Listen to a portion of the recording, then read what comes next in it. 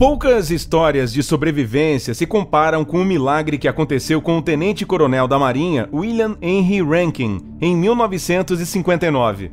Veja só, em um dia de azar, esse homem quase se afogou, caindo do céu. Você acha muito absurdo para ser verdade? Então sente-se que vou contar. Foi em 26 de julho de 1959, quando Rankin estava pilotando seu F-8 Crusader, um avião monomotor supersônico, perto da costa da Carolina do Norte. Era um voo de grande altitude e Rankin, junto com seu companheiro, o tenente da Marinha Herbert Nolan, estavam voando a uma altura de mais de 14.300 metros.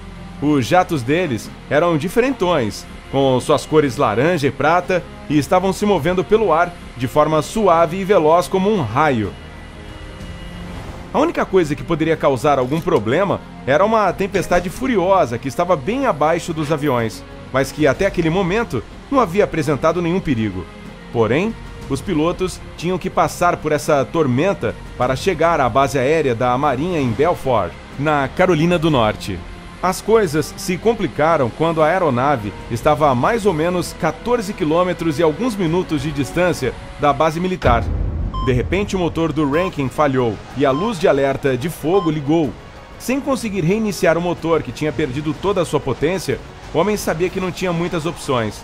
Por isso, em um gesto desesperado para tentar impedir que o avião ganhasse velocidade e despencasse em queda livre, Rankin mandou uma mensagem de rádio para seu parceiro: "Falha no motor, tenho que ejetar." Foi uma decisão assustadora, já que a altitude era muito grande e o piloto não tinha um traje pressurizado.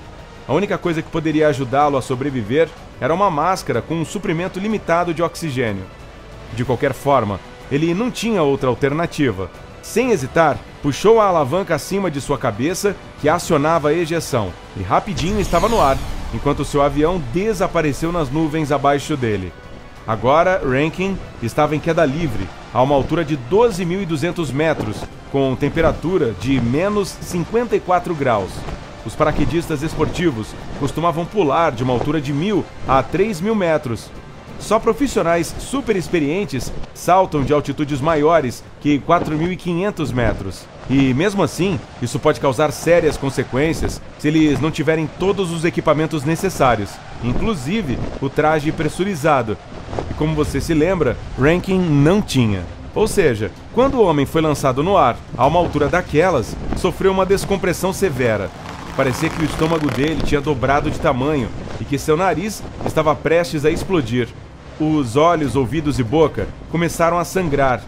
Durante diversos momentos arrepiantes, o oficial tinha certeza de que a descompressão o mataria rapidinho.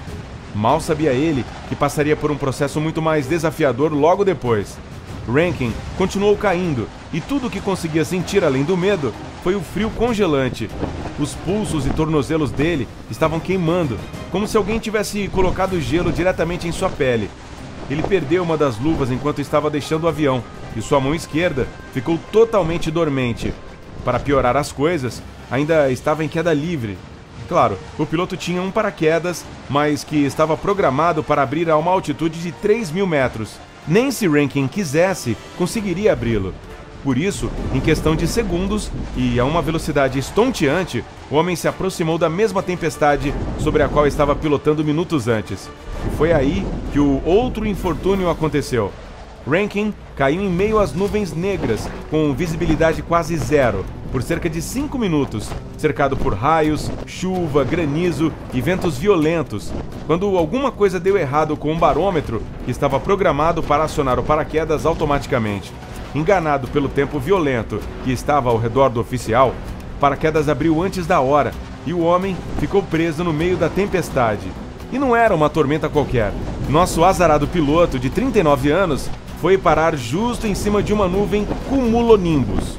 Essas nuvens, que normalmente se parecem com cogumelos, são incrivelmente densas e tendem a surgir em regiões onde a atmosfera é extremamente instável.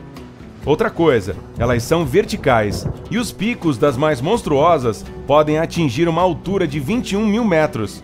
Quanto mais alta uma nuvem cumulonimbus, mais instável e violento é dentro dela. Foi nesse cenário que Rankin ficou depois de seu paraquedas abrir prematuramente. Mas pensando bem, Mesmo se o equipamento tivesse aberto na altitude programada de 3.000 metros, o homem seria sugado de volta para a nuvem. E de todo modo, ele não tinha tempo para ficar pensando nisso. Seu corpo foi sacudido como se fosse um boneco de pano. Batia no tecido do paraquedas, caía de novo e repetia o ciclo outra vez. As sacudidas foram tão fortes que até o piloto de caça sentiu enjoo. Os raios estalavam ao redor de Rankin, que, embora não ouvisse o trovão, conseguia sentir a vibração do estrondo pelo seu corpo. As pedras de granizo eram tão grandes que, em alguns momentos, o oficial achou que elas fossem rasgar seu paraquedas. Mas o pior aconteceu quando ele estava caindo através da chuva. Durante diversos momentos aterrorizantes, tinha certeza de que iria se afogar.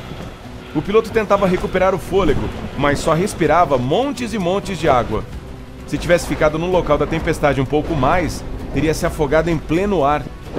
Ele até tentou prender a respiração, mas era muito perigoso fazer isso enquanto caía em alta velocidade. Além disso, Rankin também foi lançado para cima e para baixo, às vezes por até 1.500 metros de uma só vez. Parecia que ele estava caindo há décadas, com rajadas de ar comprimido o atingindo o tempo todo. Felizmente, tudo o que é bom e também o que é ruim acaba. Quando Rankin finalmente chegou à base da nuvem Cumulonimbus, completou mais de 40 minutos agonizantes dentro daquela tempestade e ficou chocado ao ver que tinha saído praticamente ileso, que os raios não tinham esfolado seu corpo, seu paraquedas ainda estava inteiro e que não tinha se afogado com a água da chuva. Agora só restava aterrissar em um local seguro.